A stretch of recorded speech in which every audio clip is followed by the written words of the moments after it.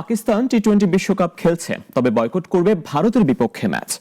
আর এতে মাথায় হাত আইসিসির। সংস্থাটি সরাসরি আর্থিক ক্ষতি হবে 600 কোটি টাকার বেশি। এছাড়া 3700 কোটি টাকার বেশি ক্ষতি হবে সম্প্রচারকারীদের ও স্পন্সরদের। দীর্ঘমেয়াদে আইসিসির টুর্নামেন্টের ভাবমূর্তির ক্ষতিও হবে।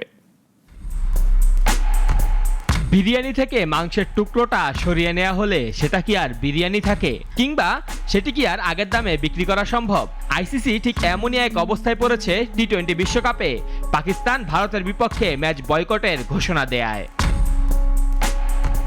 ভারত পাকিস্তান ম্যাচ যে কোনো ক্রিকেট টুর্নামেন্টেরই ক্রাউন জুয়েল। এ কারণে প্রায় প্রতিটি টুর্নামেন্টেই ভারত পাকিস্তান ম্যাচ নিশ্চিত করার চেষ্টা করে আইসিসি।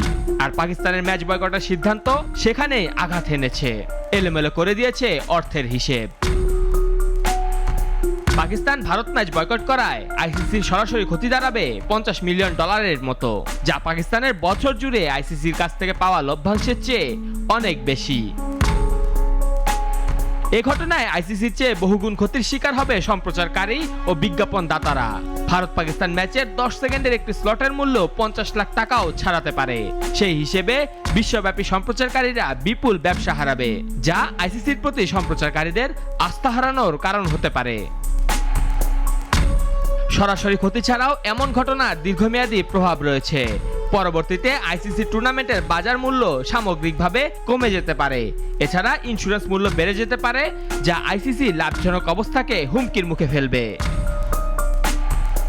আর্থিক সাম্রাজ্যে আঘাত দেয়ায় আইসিসি এত সহজে ছেড়ে দেবে না পাকিস্তানকে। নিষেধাজ্ঞা আসতে পারে পিসিবির ওপর। এছাড়া আর্থিক লভ্যাংশ থেকে বঞ্চিত করতে পারে। ইতিমধ্যে এক বিবৃতিতে পাকিস্তানকে সিদ্ধান্ত থেকে সরে আসার আহ্বান জানিয়েছে আইসিসি। মেহেদী হাসান মুন্না, নাগরিক।